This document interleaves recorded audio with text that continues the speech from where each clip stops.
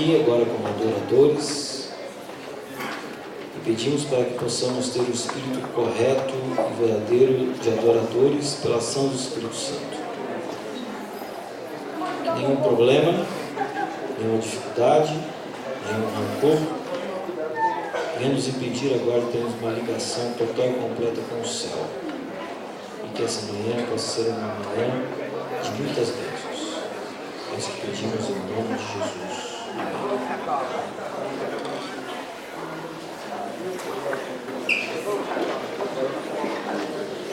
Ainda de pé, vamos cantar o hino 240.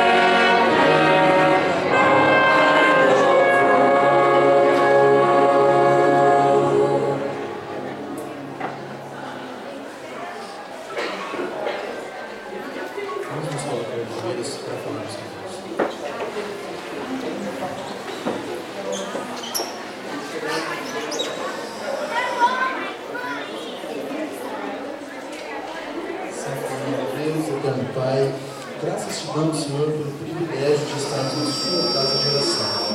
Venha, Senhor Deus Pai, usar o pastor, falará a nós agora, Senhor, que possamos estar com o coração e a mente preparados para receber a sua mensagem. Possamos colocar em prática cada dia, Senhor. Aceite o nosso louvor, aceite a nossa adoração, Deus. Que possamos ser preenchidos com o seu amor.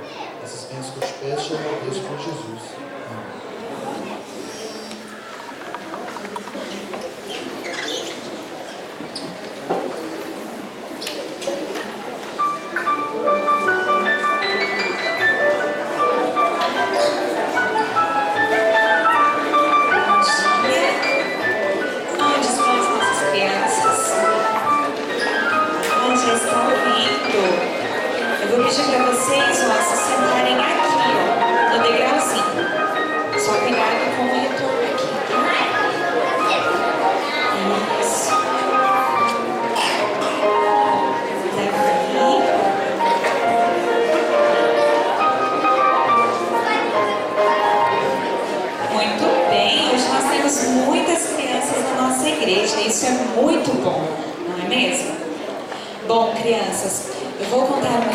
vocês hoje muito legal.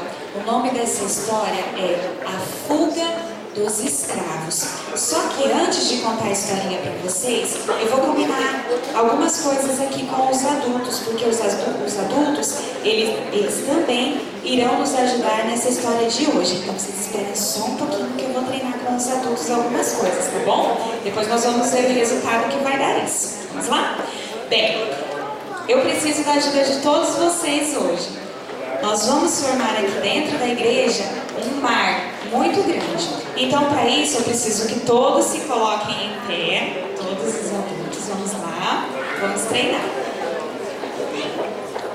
Muito bem. Agora eu vou pedir para que vocês deem as mãos. Nós vamos fechar o corredor central da igreja.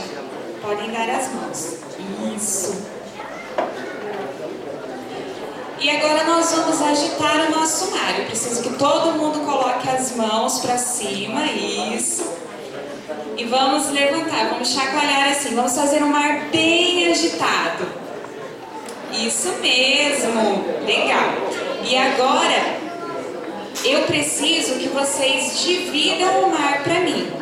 Agora aqui a sala do meio vai soltar as mãos e vai dividir. Isso, muito bem. Eu preciso também que vocês ensaiam comigo um vento muito forte. Vamos lá? Isso. Então vamos lá, vamos lembrar. Nós vamos formar o mar, vamos dar as mãos. Isso. Levantar a mão. O mar agitado. Um vento muito forte. E vamos dividir o mar. Legal. Bom, então, combinado, todo mundo? Entenderam? Então, na hora certa, eu vou dar as coordenadas para vocês, tá bom? Então, agora eu vou virar aqui para conversar com os pequenos, tá? Bem, crianças, como eu disse a vocês, a nossa história de hoje tem como título Fuga dos Escravos. Depois de muito tempo, mas muito tempo mesmo, vocês imaginam 430 anos, os israelitas foram escravos dos egípcios. E depois desses 430 anos, Deus preparou um resgate emocionante para os israelitas. E para coordenar esse resgate, Deus chamou Moisés para ser o líder do povo israelita. Onde será que está o Moisés? Vamos chamar o Moisés? Moisés, cadê você? Ah, olha só o Moisés. Deus chamou Moisés para ser o líder do povo nesse resgate emocionante. Bem, crianças, depois de muita tentativa, depois de muito sofrimento, os israelitas, eles conseguiram fugir do povo egípcio. Onde estão os israelitas? Vamos vê-los? Olha os israelitas. Eles estavam muito felizes porque finalmente eles seriam libertados. Muito bem. Bem, crianças, eles começaram então a longa caminhada deles para Canaã. Eles estavam voltando para o seu lar, para o seu país. Que emocionante, não é mesmo? Bem, Deus, demonstrando seu amor pelos israelitas, durante o dia, Ele mandava uma nuvem por todo o caminho, fazendo com que ficasse menos calor, porque eles estavam no deserto, né? Então era muito quente. Então Deus os acompanhava através de uma nuvem que fazia uma sombrinha bem gostosa para eles. E à noite, crianças, Deus estava presente com os israelitas através de uma coluna de fogo. E essa coluna, ela iluminava o caminho e fazia ficar mais quentinho também, porque no deserto à noite é muito frio.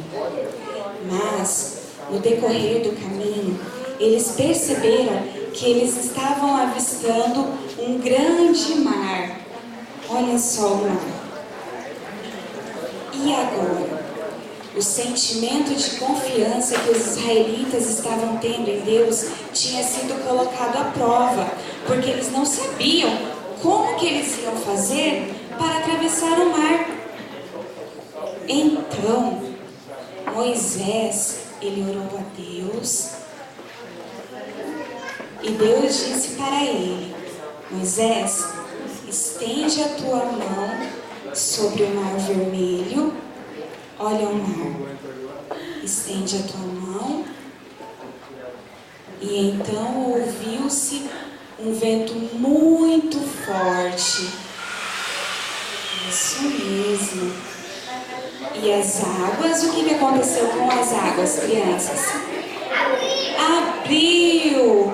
O mar se abriu e ficou sequinho para que os israelitas pudessem passar.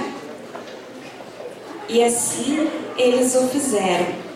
Eles seguiram por meio do Mar Vermelho e conseguiram escapar do exército egípcio. E sabe, crianças, o que aconteceu com os egípcios que estavam seguindo? Eles entraram também por dentro do mar, só que Deus, Ele não esperou os egípcios passarem. Ele fez com que a água voltasse e que aquele corredor que tinha se formado para os israelitas passar, ele já não existia. Os egípcios, eles foram submergidos pela água.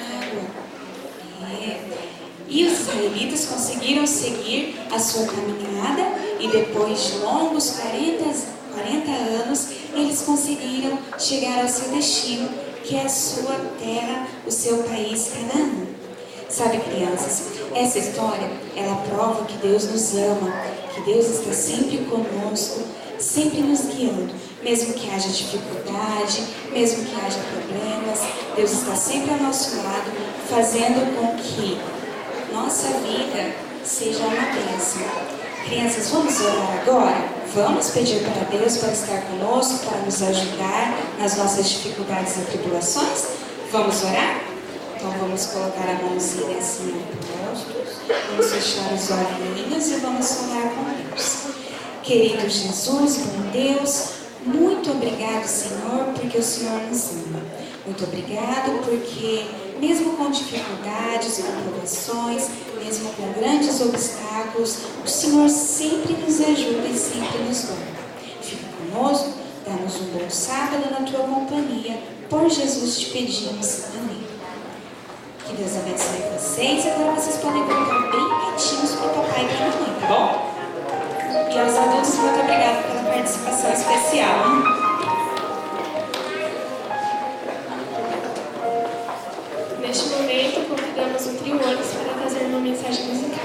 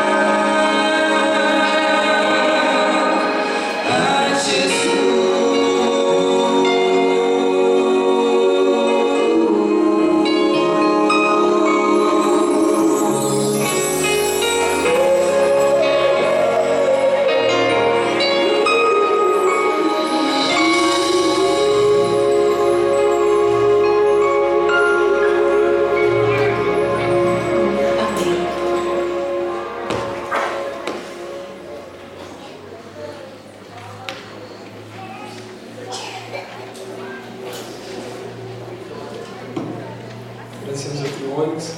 Tenho 2 convites para reforçar para a igreja.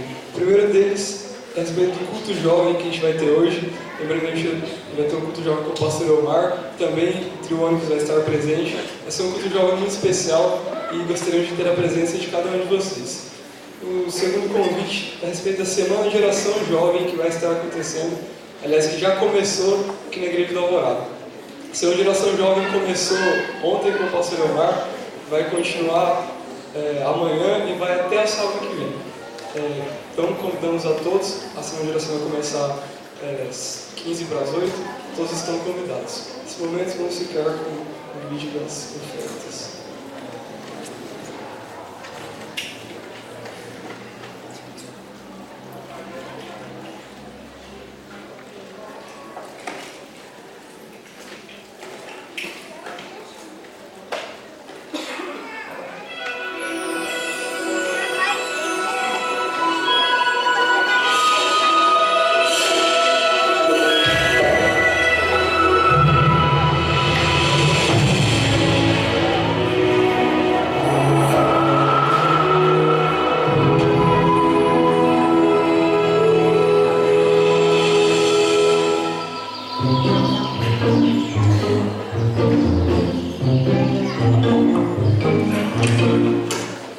Bom dia, Felipe. Tudo bem? Seu Adalto, tudo bem? O que você manda? Eu queria saber se o senhor pode me emprestar o seu cortador de grama. Ele está lá atrás, mas não está muito legal, não. Você quer dar uma olhadinha assim mesmo? Claro. Vamos lá, então.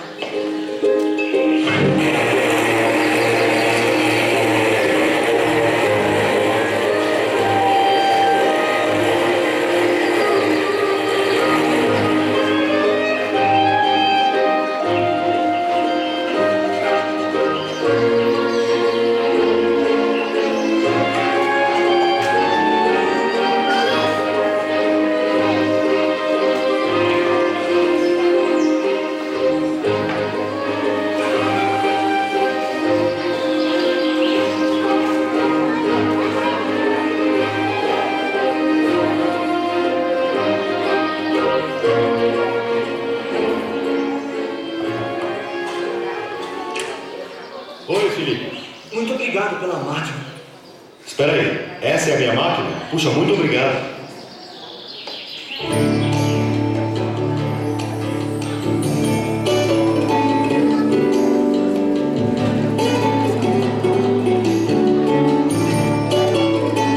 Toma aqui, uma gratificação.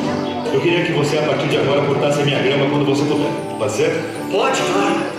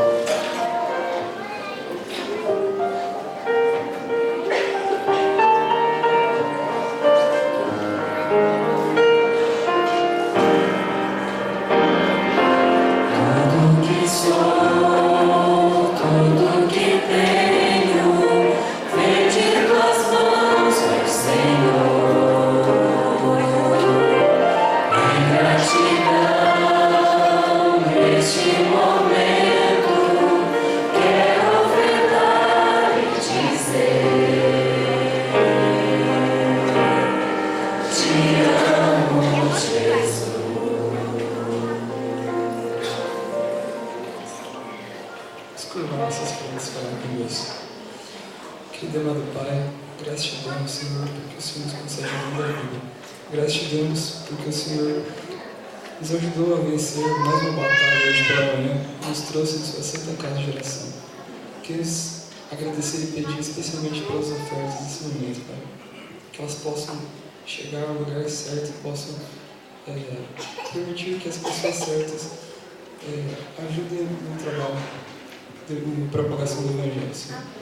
Pedimos isso por Cristo Jesus. Amém.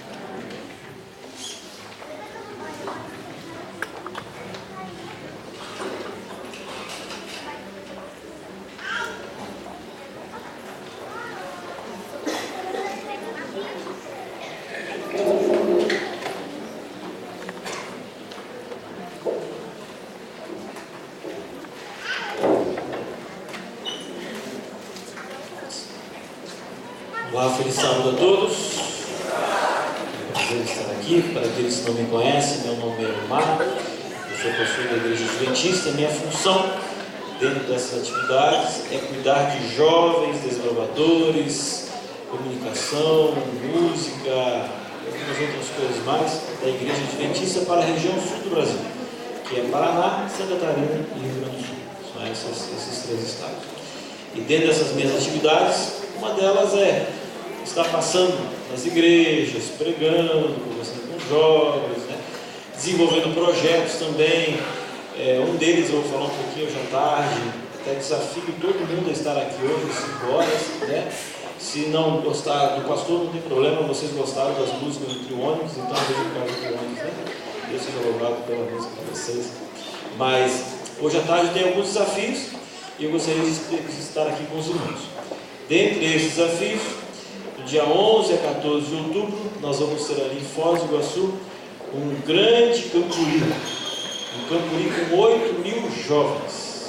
Vai ser um grande desafio, mas também com certeza será uma grande bênção. Eu já sei de alguns aqui que vão estar. A minha amiguinha aqui do lado perguntou para mim se eu vou estar, né?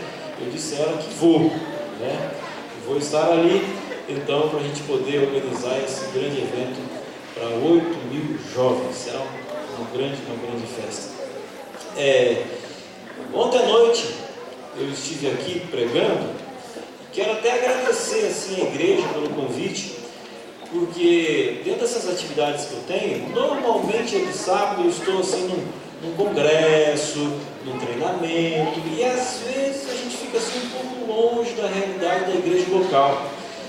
E é tão bom entrar numa igreja como essa, né? Ontem eu estive aqui à noite e foi uma bênção para mim. Aquelas músicas maravilhosas, o louvor, a juventude. Essa é uma igreja diferenciada. Se você está vindo aqui pela primeira vez, de repente um amigo teu te convidou, você ainda não faz parte dessa igreja, eu quero dizer para você que aqui é um excelente lugar para você ficar. As coisas funcionam na igreja, você tem um bom louvor. Eu estive ali com meu filho agora atrás, na escola sabatina das crianças, né? Tudo organizadinho, professoras carinhosas, coisas acontecendo. É muito bom fazer parte de uma igreja como essa. Então eu queria parabenizar pela liderança, pela igreja, tudo que está acontecendo aqui. E ontem à noite, na saída, alguém me procurou e falou assim: pastor, o senhor sabia que um dos fundadores dessa igreja aqui foi o seu pai?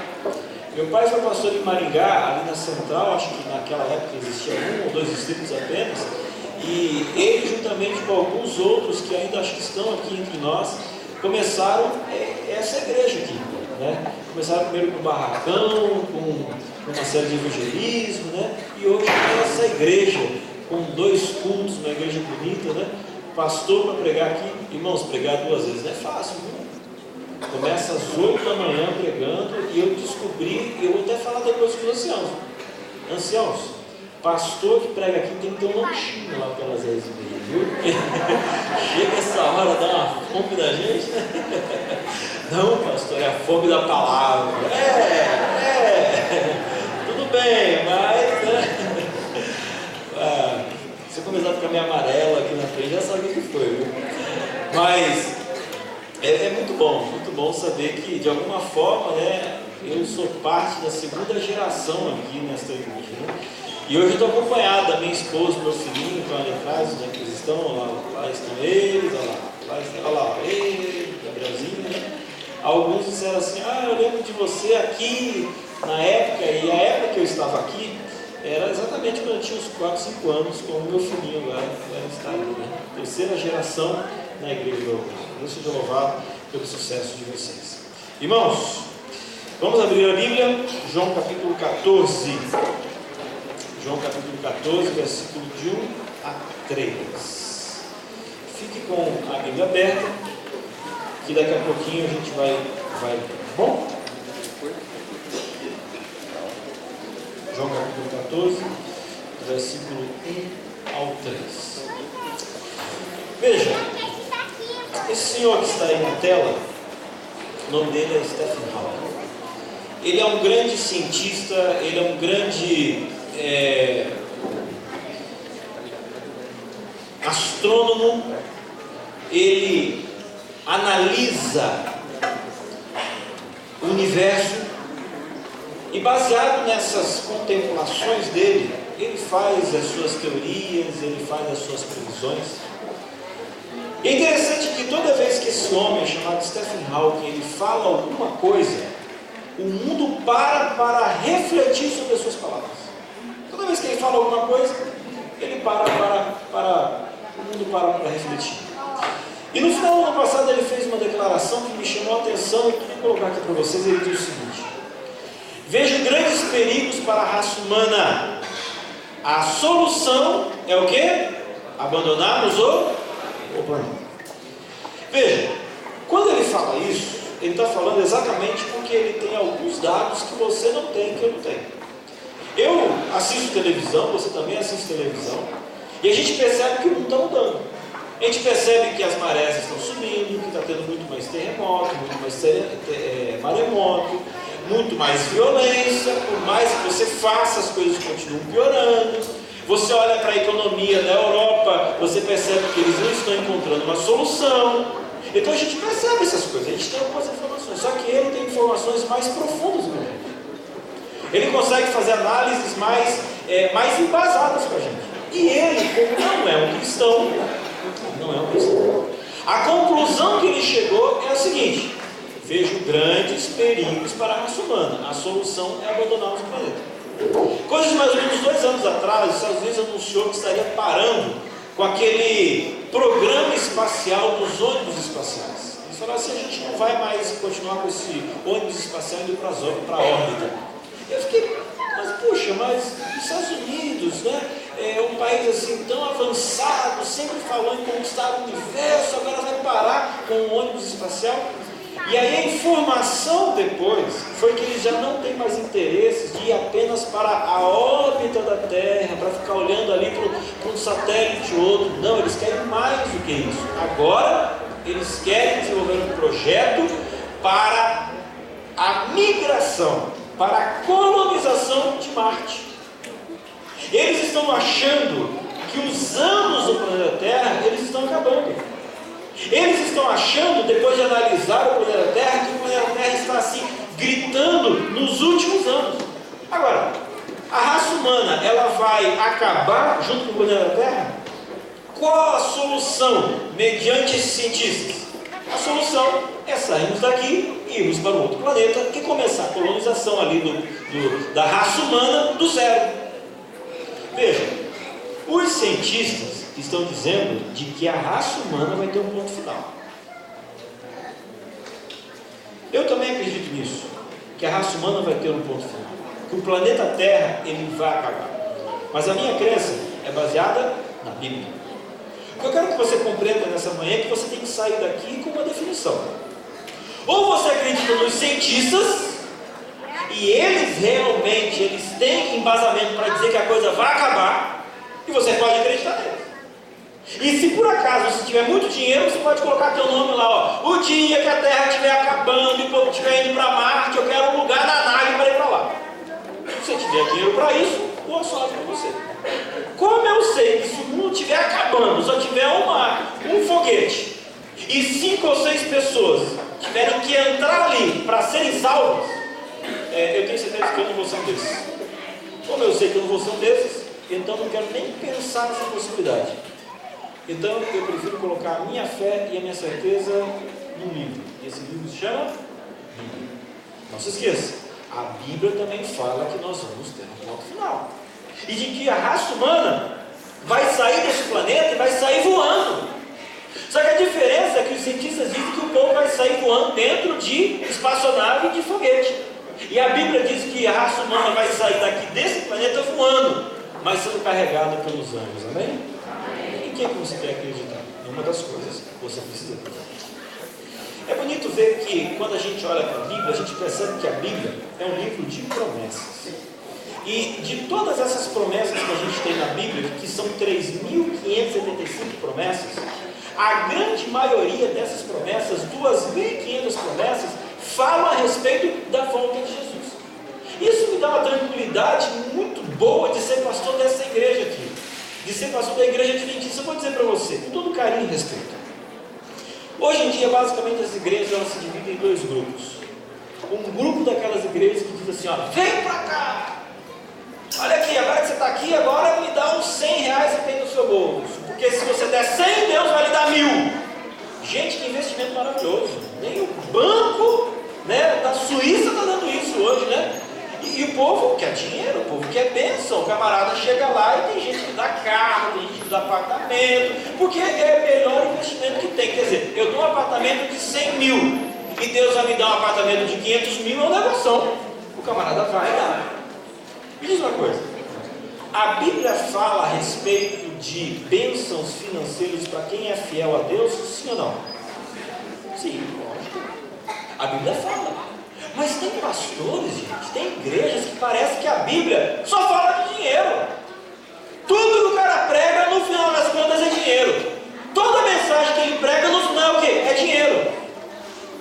Aí tem um outro grupo de denominações que fala assim, venha pra cá, você que é cego vai sair enxergando, você que é coxo vai sair pulando, você que é surdo vai sair escutando, você que não sei o que, e milagre, milagre, milagre. E tem algumas denominações que ficam 2 horas, 3 horas, e o que você tinha, cadê o exame, aquela coisa toda, e vem daqui, milagre, milagre. Me diz uma coisa, a Bíblia fala sobre milagre, sim ou não? Sim. Fala sobre milagre, eu acredito em milagre, mas você precisa entender que a centralidade da promessa da Bíblia não é milagre nem dinheiro, gente. Vou dizer para você por quê. Qual foi o maior milagre que esse mundo já viu? Foi a ressurreição de Lázaro. Jesus ressuscitou Lázaro depois de 3 dias que estava fedendo dentro da tumba. Jesus chegou assim e falou assim, Lázaro, sai para fora. No momento que Lázaro ressuscitou, os problemas de Lázaro acabaram? Sim ou não? Sabe por que não? Porque Lázaro, anos depois, morreu. Ele está morto e não está mais entre nós. Os problemas dele resolveram? Não. Milagre não é a solução do problema do ser humano. Dinheiro não é a solução dos problemas do ser humano. Sabe qual a única solução para os problemas do ser humano? A única solução para os problemas do ser humano se chama volta de Jesus sobre essa terra. Aí sim, dinheiro não vai ser mais problema. Aí sim, você não vai ter mais doença. Então, quando você olha para a Bíblia é clara. Ela fala de dinheiro, ela fala de milagre, mas o maior número de promessas que a Bíblia tem é a respeito da volta de Jesus, meu irmão. É por isso que tem que ficar feliz. Você faz parte de uma igreja que prega a volta de Jesus, que fala sobre a volta de Jesus. E talvez uma das maiores e mais importantes promessas a respeito desse assunto na Bíblia é exatamente João capítulo 14, versículo de 1 a 13, que vem trazendo o quê? Mas todo mundo sabe decor, né? Como é que diz o texto? Não se turbe o vosso coração. Credes em Deus comigo, credes também em mim. Na casa de meu pai há muitas moradas. Se assim não for, eu teria dito, pois vou preparar-vos lugar. E quando eu for e vos preparar lugar, voltarei e vos receberei para mim mesmo, para que onde eu estou, estejais vós. Olha que promessa maravilhosa. Você não precisa de outra coisa na vida, a não ser colocar toda a tua fé, toda a tua crença nessa certeza. Mas existe um problema. Um dia Jesus estava falando sobre essa promessa para os seus discípulos. E aí então os discípulos fizeram a seguinte pergunta: Senhor Jesus, essa promessa é linda, maravilhosa, mas a pergunta é: quando que isto vai acontecer? Essa pergunta está em Mateus capítulo 24, versículo 3. Abra lá, Mateus capítulo 24, versículo 3. Mateus capítulo 24, versículo 3 diz assim: No Monte das Oliveiras, achava-se Jesus assentado quando se aproximaram dele os discípulos. Em particular lhe pediram: Disse-nos, Senhor, quando se sucederão essas coisas? E que sinal haverá da tua vinda e da consumação dos séculos? Vamos ver aqui, uma perguntinha. Vamos ver quem é mais antigo adventista entre nós aqui. Quem aqui é adventista há pelo menos 30 anos? Levanta a mão. Quem é adventista aqui pelo menos há 40 anos? Levanta a mão. Quem é adventista aqui pelo menos há 50 anos? Levanta a mão. Opa, está difícil. Quem aqui é adventista há 60 anos? Levanta a mão. Quem é adventista aqui há 70 anos? Levanta a mão. Opa, 69? Opa, 1,69. Temos ali atrás o mais antigo adventista entre nós. Qual é o nome do irmão? Nelson. Ali está ele. Há 69 anos. Há 69 anos aquele homem acredita que Jesus vai voltar. Será que depois de 69 anos ele não poderia questionar e falar assim: mas Senhor, quando que essas coisas vão acontecer? É isso que os discípulos estavam fazendo. E aí agora no restante do capítulo 24 de Mateus, o Senhor Jesus começa a responder essa pergunta. E de repente você está sentado aí e você fala assim: pastor, quando que essas coisas vão acontecer? O que eu vou explicar para você aqui agora.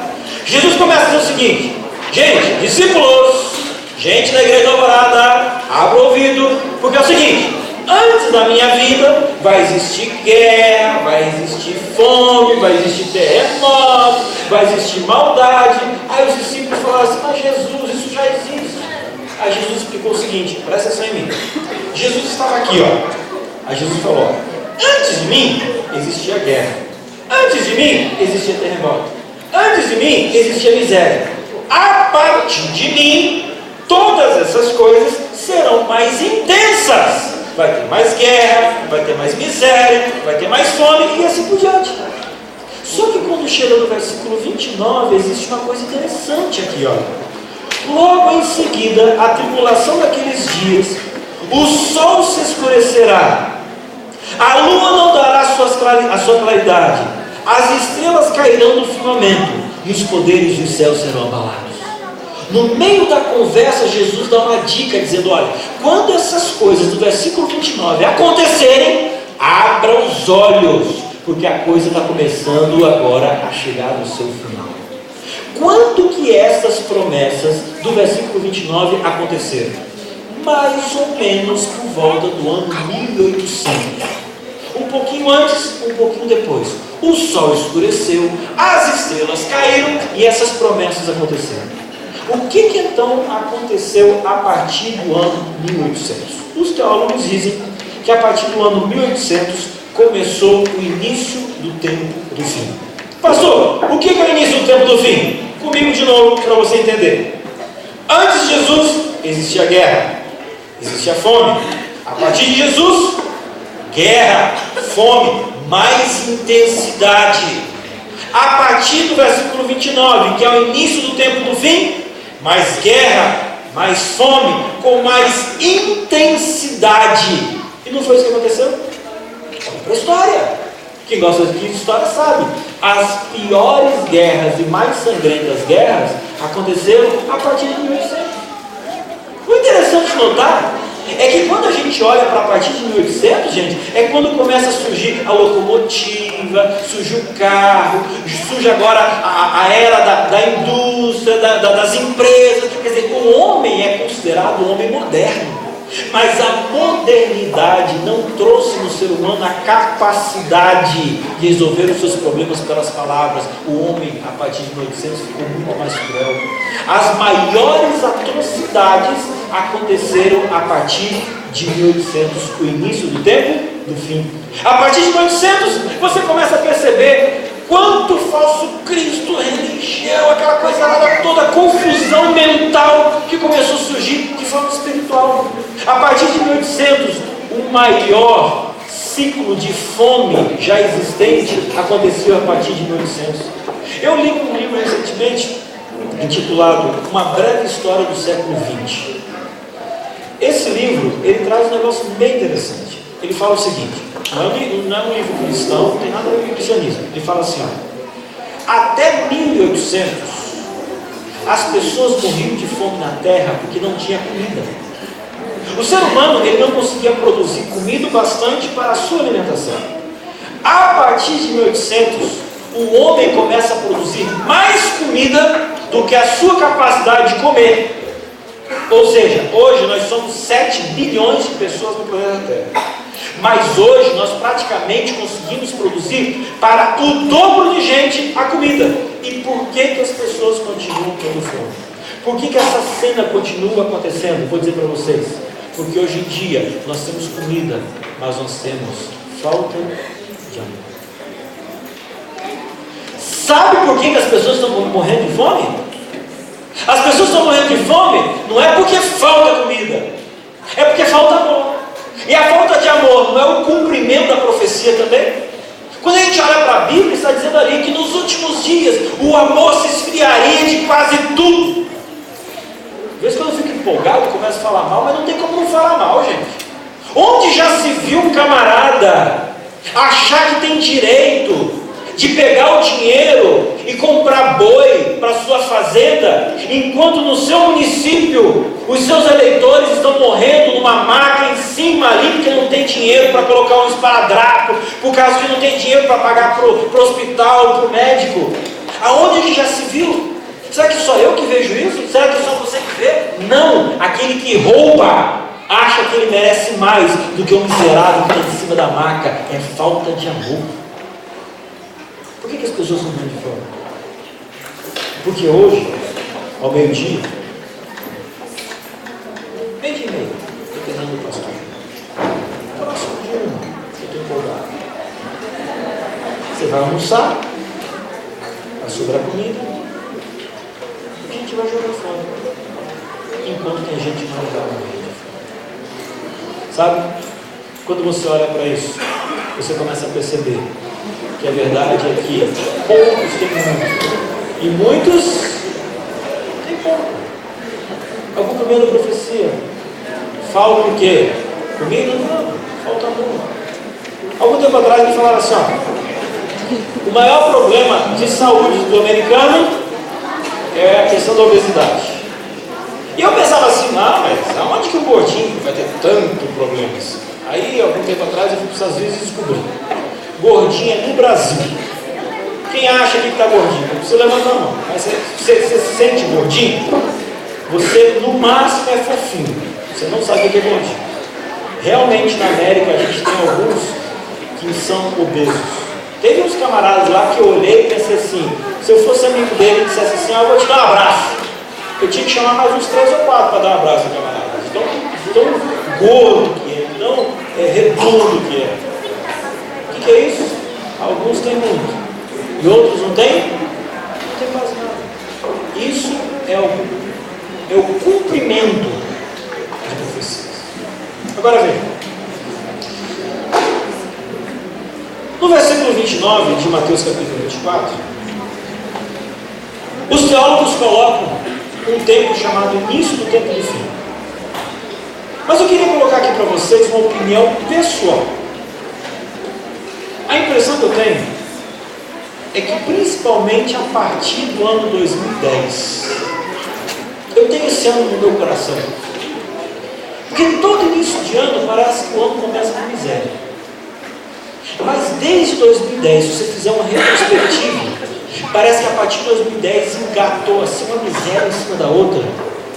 E o mundo vem vivendo 2 ou 3 anos de desgraça, uma atrás da outra, atrás da outra, atrás da outra, atrás da outra, atrás da outra. A impressão que me dá é que nós não estamos mais no início do tempo e do fim. Mas a impressão que me dá é que nós estamos no início do fim. Olha que interessante. Não sou só eu que penso isso. Olha só quem pensa como eu. Plano 2010, o ano da fúria. Em apenas 2 meses, o planeta foi castigado por uma sucessão de catástrofes pavorosas. Terremotos, ondas gigantes, enchentes. Procuramos cientistas para saber, existe alguma ligação entre tantos desastres?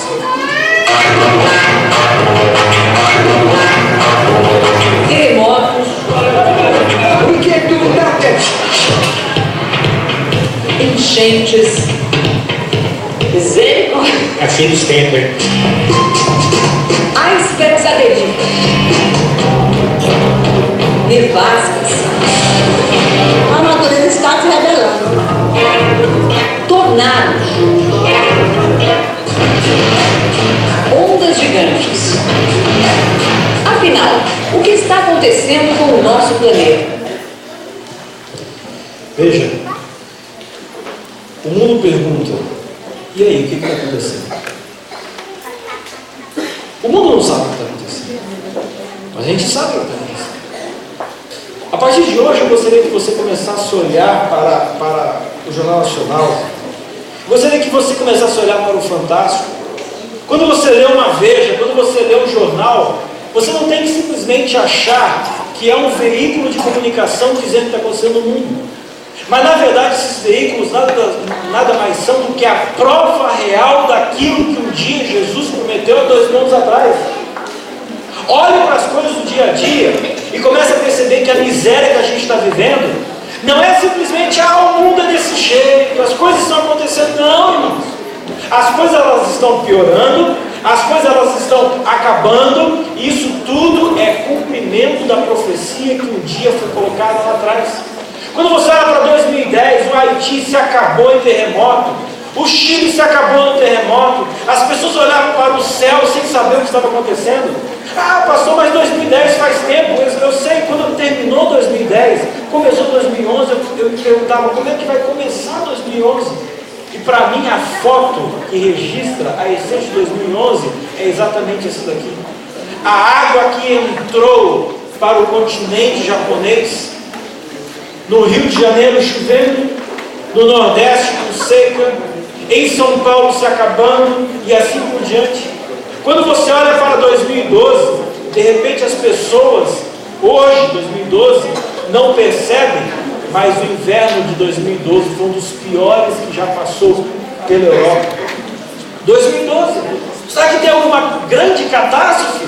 Irmãos, uma mulher matar o seu marido, picotá-lo em pedaços e guardá-lo em mala, será que isso é normal ou você já esqueceu? O problema é que antigamente, quando de vez em quando uma notícia dessa aparecia, a gente ficava assim, indignado, durante 6 meses, 1 ano, que coisa absurda. Só que hoje é uma atrás da outra, uma atrás da outra, uma atrás da outra, uma atrás da outra, que a gente esquece. Na verdade, nós estamos insensíveis para a miséria. A gente já não percebe mais. Sabe? Qual é o principal medo?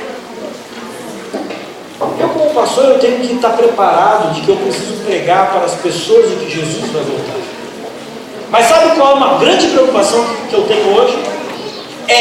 Será que o povo que está dentro da minha igreja verdadeiramente acredita nessa mensagem? Será que o meu povo, chamado Adventista Sétimo Dia, que prega essa mensagem, que vem a cada sábado, que está sentado na igreja, será que meu povo está preparado ou está se preparando para se encontrar com o seu Salvador? Ou será que a gente está tentando salvar outras pessoas e o nosso povo está perdido? A impressão que eu tenho, desculpe, é que muitos da nossa igreja estão vivendo uma síndrome chamada síndrome do sapo. O sapo tem uma característica interessante. Se do lado de fora está frio, ele equilibra a sua temperatura interna do seu corpo com a temperatura externa, aí ele não fica com frio. Se o lado de fora está quente, ele equilibra a sua temperatura interna com o calor do lado de fora, aí ele não sente calor. Então, o sapo ele não sente nem frio nem calor, porque ele vai compensando a temperatura externa com a temperatura interna. Aí um dia um menino escutou esse negócio e falou assim: eu vou fazer uma experiência. Pegou um sapo, colocou dentro de uma panela com água, colocou no fogão, colocou o fogo baixo e deixou o sapo ali. A água foi esquentando bem devagarinho. Conforme a água esquentava do lado de fora, o sapo compensava a temperatura do lado de dentro. Mas a temperatura foi aumentando, foi aumentando, foi aumentando, e uma hora aquela água ferveu. E quando a água ferveu, quem ferveu junto? O sapo. Eu tenho medo. E tem muita gente que vai usar o sapo. Profeticamente, a coisa está fervendo. Profeticamente, as coisas estão acontecendo. E tem gente que vai na vida achando que é desse jeito mesmo. Não, pastor. Na hora que for o fim, o Senhor vai mandar do céu uma mensagem para mim. Olá, Lúcia, da Alvorada, Joana, Maria, abra teu olho, as coisas estão acabando. Cadê isso? Sabe quem é a mensagem de Deus para você? Sou eu aqui nessa manhã te incomodando. Sabe que a mensagem de Deus para você é a Bíblia, dizendo as profecias estão se cumprindo, o tempo está chegando ao final. Meu irmão, nós não estamos mais no tempo do fim, nós estamos no tempo do início, do fim, do fim, do fim. Não tem mais tempo. O cientista diz, a Bíblia diz o que eu tenho que fazer. A minha pergunta nessa manhã para você é: o que eu tenho que fazer? Vamos finalizar com a seguinte ideia.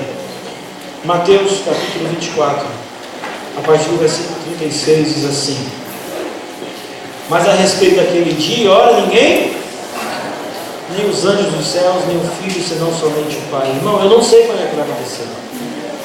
Eu posso estar aqui dizendo para vocês e pregando para vocês a respeito de um período, mas eu não sei quando isso vai acontecer. Aí o versículo 37 diz assim: ó, pois assim como foi nos dias de Noé, também será a vinda do Filho do homem. Pois assim como foi nos dias de Noé, também será a vinda do Filho do homem. O que aconteceu? Um dia, Deus chegou para um homem chamado Noé. Era um homem grande, cabelo branco, bem acabadinho já, aquela coisa toda. Falou assim: Noé, esse mundo não presta, Noé. Eu preciso de você. Eu preciso que você faça um trabalho para mim. E Noé, cara de bondoso, faça cara de bondoso. Ele disse: falou, não, Senhor. O que eu preciso fazer? Eu preciso que você faça duas coisas. Uma delas é que você vai construir a arca. Arca? Sim, arca. Mas por que arca? Vai construir uma arca que vai chover. Aí de repente Noé falou assim: chover, Senhor? Nunca choveu. Sabe o que Deus falou? Nunca choveu, mas vai. Tem gente que fala assim: Senhor, pastor, como é que é essa história aí de Jesus? Aí eu falo assim: está escrito na Bíblia que Jesus vai vir no céu, em poder e glória, aquela coisa toda. Aí o camarada vira para ele e fala assim: mas ele nunca veio em poder e grande glória. Amigo, ele nunca veio. Ele nunca veio, mas ele vai vir. A gente tem que entender o seguinte: nunca tinha chovido, mas choveu. Jesus nunca veio a essa terra, mas ele virá. A primeira coisa que você precisa entender com a história de Noé é: vai acontecer? A resposta é: vai acontecer. Agora existe uma outra pergunta. Noé chegou assim para Deus e falou assim: oh Deus, ok, beleza, vai chover, eu vou construir a arca, mas e o que mais eu tenho que fazer enquanto eu construo a arca? E Deus falou assim: não é? Você precisa fazer uma coisa. Você precisa pregar. Pregar para quê? Você precisa convencer o povo de que tem que entrar na arca. Fala para o povo lá, fala para todo mundo, ó, o fim vai acabar, vai chover, as coisas vão acontecer. Entra na arca, entra na arca, entra na arca. É isso que tem que fazer. Aí quando eu fico pensando nessa história, eu fico pensando no tal do Noé. Gente, mas Noé era ruim demais. Pregou 120 anos, sabe quantos ele converteu? Ele não conseguiu convencer ninguém, gente. Ninguém entrou na arca. Aí eu fico pensando assim, vou chegar no céu, vou me encontrar com Noé. Ô, Noé, dá um abraço aqui. Ô, Noé, que alegria te conhecer. Mas tem um negócio que eu queria falar contigo. Mas tu era ruim de pregação, né? Não converteu ninguém. Eu estava pensando sobre esse assunto esses dias. Aí de repente me veio do céu a resposta de Noé para mim. E eu cheguei à conclusão que eu nunca vou falar isso para do céu. Porque se eu estava pensando, né? Se eu falasse isso para Noé no céu, acho que ele me daria duas respostas. A primeira delas: Deus pediu para eu fazer o quê? Pregar. Sabe o que eu fiz? Eu preguei. Noé morreu, gente. Noé não está mais entre nós. Mas a promessa continua. Sabe o que você tem que fazer agora, enquanto você está esperando? Você tem que pregar. Você tem que falar. Mas pastor, eu falo e ninguém me ouve. O problema não é seu. O problema é do Espírito Santo. Deus chegou para Noé e falou assim: meu amigão, prega, fala. Aí ele falava assim: Senhor, eu estou pregando 80 anos e ninguém se converteu. O problema não é teu, eu estou falando para você pregar, para você pregar, para você pregar. E nesse momento, nessa manhã, Deus está falando para você: prega, filho, fala, fala, fala. Meu vizinho não quer, prega para o outro. A pessoa que está na minha frente não quer, prega para o outro. O que Deus pede para você e para mim é que a gente pregue, que a gente testemunhe, que a gente fala para as outras pessoas. É isso. Agora, tem outra coisa. Esse é o tremo na base. Não é? Mas tu não converteu ninguém na terra, hein? Eu fico imaginando Noé batendo no meu ombro e falando assim: ô Omar, leia melhor a história. Eu entrei na arca, mas não fui sozinho. Entrei eu e quem mais? Minha família. E aí vem a pergunta que eu tenho medo. E a sua família? Está no céu. Irmãos, se você não conseguir converter ninguém com a sua pregação, mas se você for para o céu com a sua família, já será lá o maior lugar do universo, amém? Nessa manhã, eu quero incomodar você, mãe, que ainda não tem o seu filho na igreja. Nessa manhã eu quero incomodar você, mulher, que está aqui sem o seu marido. Nessa manhã eu quero incomodar você, marido, que está aqui sem a sua esposa. Nós precisamos pregar mais, a gente tem que chorar mais, a gente tem que orar mais, a gente tem que testemunhar mais, a gente tem que buscar mais com afinco. A gente tem que buscar, porque a gente precisa chegar ao céu, mas não sozinho. A gente tem que estar no céu acompanhado do nosso irmão, do nosso amigo, do nosso filho. Se eu não conseguir converter mais ninguém, pelo menos a minha esposa, o meu filho, a minha família precisa estar comigo.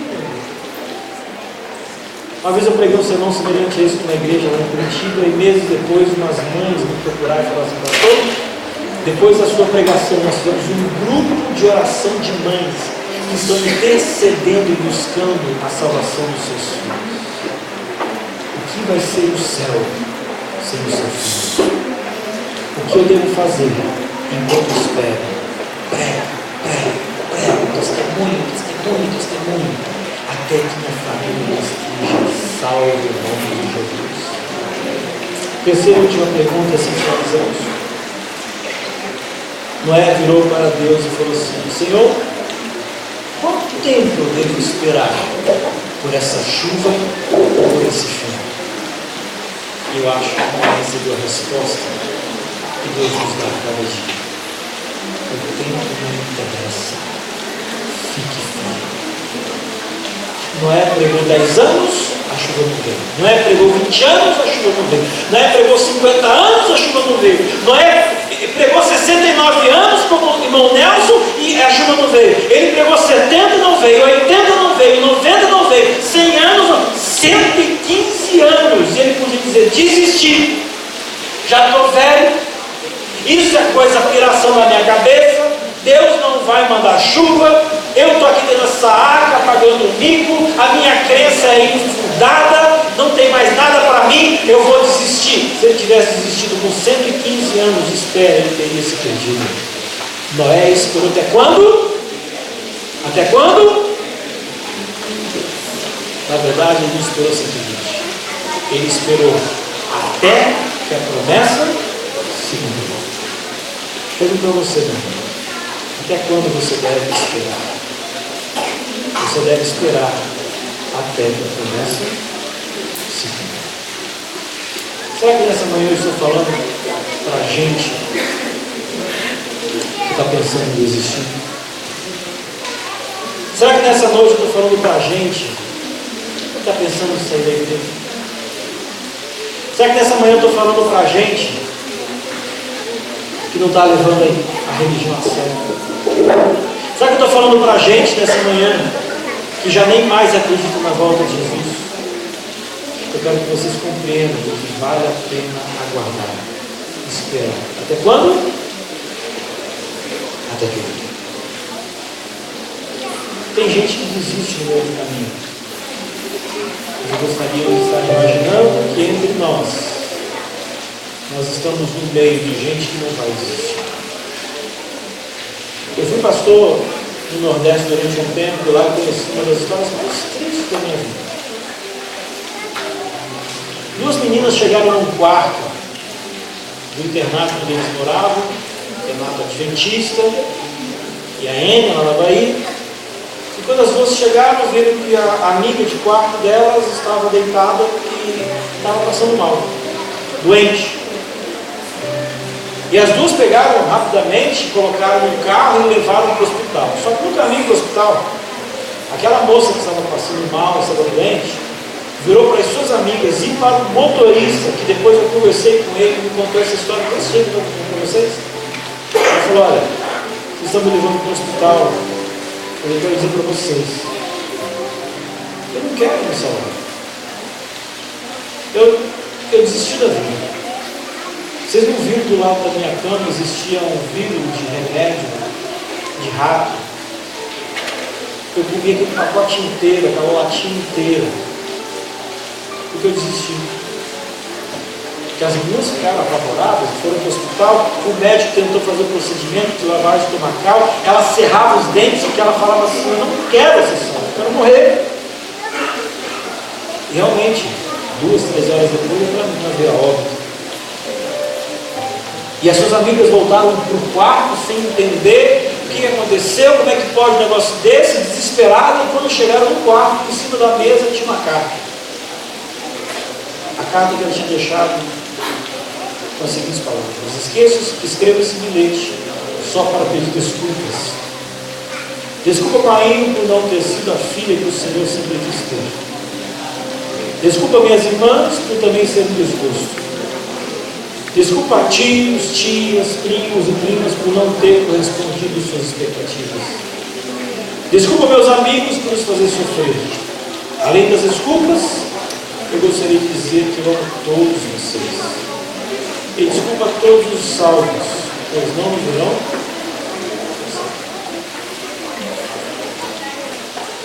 Foi gente que desistiu no meio do caminho. Essa manhã, eu quero dizer para você que desistiu. Eu quero dizer para você que o mundo está dizendo que a nossa história desse planeta vai ter um ponto final. Só que eles não têm uma esperança para dar para gente. E nós temos a esperança. A esperança está na Bíblia. Jesus vai voltar. As coisas vão se resolver. A maior angústia que você tem, o maior problema que você tem, a maior dificuldade que você tem, não vai ter mais problema de dinheiro, de saúde, de família, infelicidade, briga. A tua saída, única esperança é essa. Se agarra, segura, confia, não desista. Um dia nós vamos ser um quadro Thomas. O céu vai ser grande. E o mais lindo quadro de filme que o mundo já viu será projetado de forma real e viva no céu. E Jesus vai descer sobre essa terra e vai dizer: filho, você, venha você não. Filho, venha você não. Venha você não. E vamos viver com ele para toda a vida.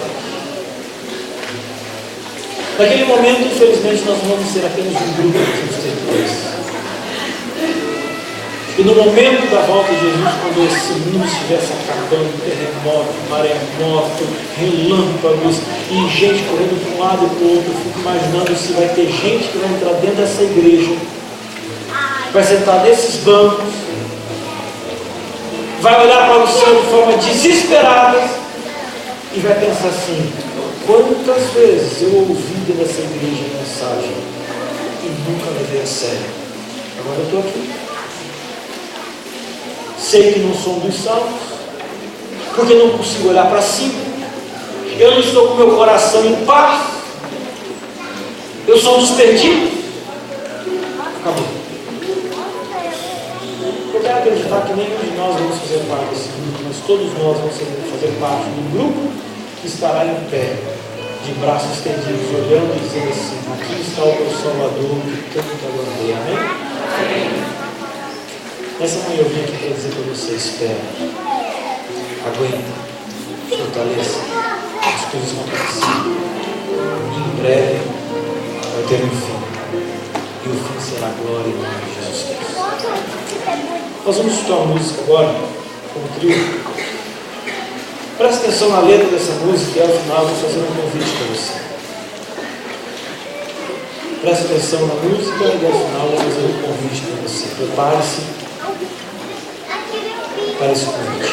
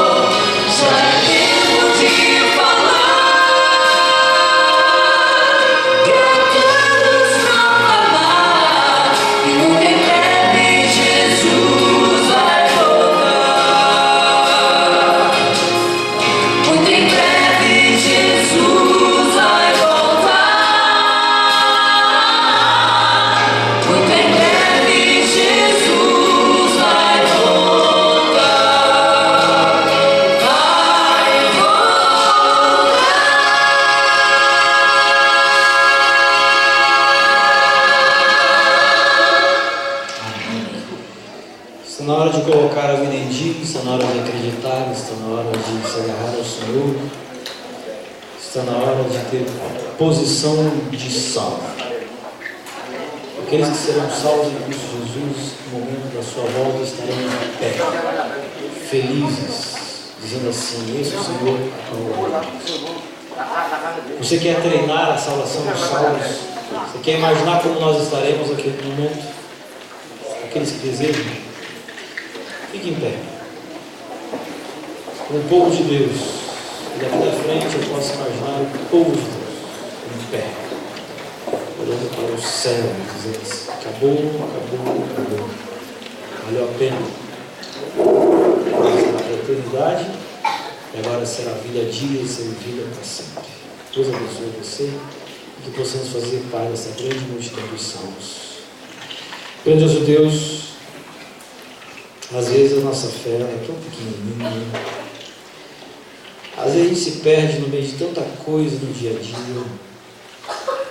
às vezes a gente não para prestar atenção nas coisas que são verdadeiramente fundamentais, que é aquilo que pode fortalecer a nossa fé, para nos levar na caminhada até um dia nos encontrarmos contigo. Senhor, eu oro para que nesta manhã, mesmo aqueles que entraram nessa igreja fracos, possam sair daqui fortes em nome de Jesus Cristo. Amém. E que daqui da frente eu possa estar de frente a uma pequena multidão que fará parte da grande multidão dos salvos em Cristo Jesus. Amém. Às vezes a gente fica em dúvida se as coisas vão acontecer, mas que a miséria do dia a dia, na verdade, possa demonstrar que isso tudo é o cumprimento da profecia, de que o Senhor está guiando a história, o rumo da história, e de que em breve vamos ser um ponto final, a mudança de um capítulo, mas a entrada de um capítulo agora de alegria, felicidade, longe da morte, vivendo com o Senhor para toda a eternidade. E que o nosso nome possa estar no livro da vida, é o que pedimos em nome de Jesus. Amém.